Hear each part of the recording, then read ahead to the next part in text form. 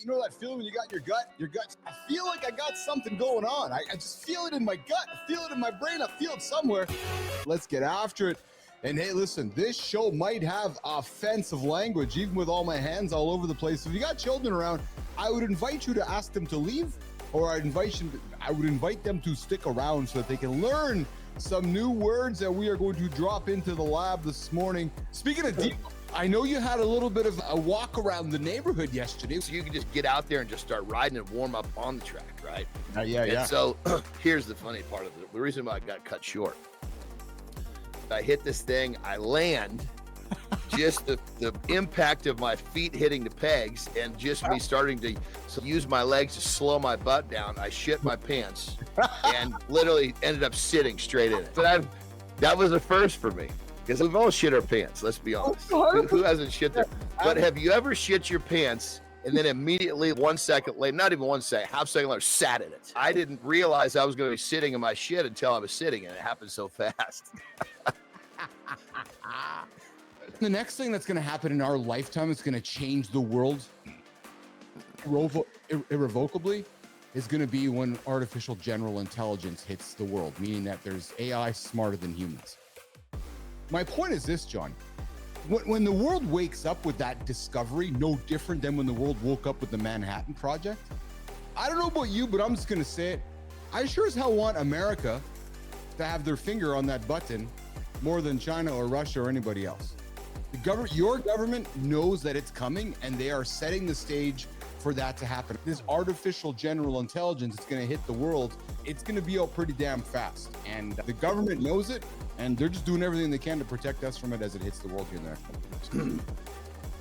Imagine being able to war game against other nations much quicker than somebody else. And so the speed at which you'll be able to do things because your intelligence is smarter than my intelligence changes the game, right? Or you can pay an AI 20 grand a month, 250 grand a year to do the same thing, half the cost. Right? Thought. Elon's launching to Mars next November. Like next November, when you and I are doing the show next November, they're going to Mars. Is there a big war coming up in the next couple of years? How is AI changing the world? There's these pivotal moments in our generational timelines, and it's happening around us right now. What if tomorrow wasn't just another day? No. What if you stopped fearing failure and you dared it to come? Change doesn't come from thinking about it, baby. Nope. It comes from starting before you're ready. So boys, here's some tips to get rid of dead butt syndrome. If you're sitting too much, get up, get moving. Get up and get moving, because that's what's going to cause a lot of it. If you have weight on your toes, you're activating your quad first. Yes. Period. End of story. You have weight on your heels, your toes are light or up, you are activating your glute first. Dude, do it barefoot. Yeah. Take your fucking shoes off, and Yes. you can't help but to get you. Yes. You can feel your toes if they touch the ground. So we're talking dead butt syndrome, guys. Get off your ass, do some squats, get on your heels. That's going to help you get rid of that dead butt syndrome throughout the day here. Robots are coming. AI is coming. It's going to affect all of us. No, I'm not just some weirdo. I'm telling you the truth. How do I know? I live it. I'm living it every single day. I'm building a business using all these tools. I live and I breathe it. I see what's coming now. That is absolutely happening. And I'm telling you guys, and maybe we're going to talk about it more on the show. Maybe I'm going to have this more on the show, these conversations, because folks aren't paying attention. You're not. You know, there's over 3,600. Yeah, hear me clearly. 3,600 robot factories right now in China making robots. He who speaks first loses.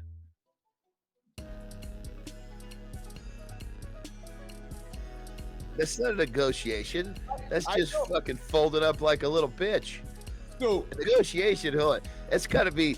Let's just define negotiation. You see those? You ever see on the Discovery Channel, or Worldwide of Animals, whatever it's called, the Animal Planet? Where you get these what are they? They're like rams, like the fucking big old horns, and they come from 10 feet apart, and then they both stand there all wobbly legged. yes. That's a negotiation.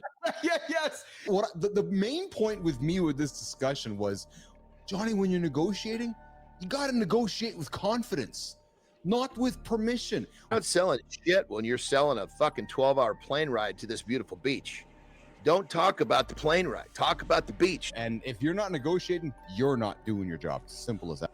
Just remember, it's only impossible until somebody does it. When someone's telling you something can't be done or something's impossible, the only thing that they're telling you is that they can't do it. Okay, then you got to really fucking think this one through, because that's a consequence that you're not going to get another chance from. But almost everything else, fuck, man, Jesus Christ. Yeah. You're good. You might be missing a tooth when you stand back up, but you're going to be standing up. I don't sit well with that. That's why it's not even a question of, is it going to kill me? Okay, if it's not, I'm going to go. But in my experience, I would say that most people deep down already know what they should be doing, or already know what they want to do. I'll never know Keith or John better than Keith or John know themselves. But we're looking for your validation there. As soon as they realize that, hey, I'm capable of doing this, and I do have the courage to trust my gut and take the chance. And like John said, I stand up and dust myself off if it wouldn't do it again. Then wow, what an empowering experience for someone to go through that and realize that they're capable of doing that in their own lives. Next thing you know, they're fucking thinking, instead of actually getting shit done, they're planning their way to get things done until one day there's no more fucking time left. Just make the decision. There's going to be no perfect decision in life. One day you're going to wake up, you're going to look yourself in the mirror and go, what happened to all the cool shit I wanted to do with my life? You need to make decisions to take the bull by the horns and do it now. Because even if the decision doesn't work in your favor, you're going to learn something. I don't want a vacation from my life. I go on a vacation, all I want to do is what I do in my life. Get back to my my life is a vacation. Just because you need a break from your daily rhythm, I love my daily rhythm. I miss my daily rhythm. I could take myself right to the edge like that and survive it. And I still feel there's some value in that from time to time. And then it just turns into because then it's head to head. And when it's head to head, it brings out a different type of, it's one thing if you're rotating through something, but if you're sitting there looking at somebody start to shake and you're trying to dig a little deeper, that's when I always dig. It's just a little head to head at the end.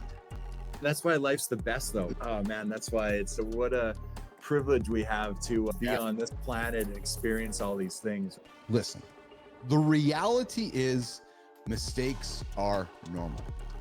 And here's the thing, guys, they're going to make you more relatable. Don't strive for perfection. Authenticity matters more than perfection, especially in a world of nonstop AI generated content. This guy isn't just on the air. He owns the airwaves. This guy's not just in the room. This guy's running the show. Holy smokes, this dude's mastered them all.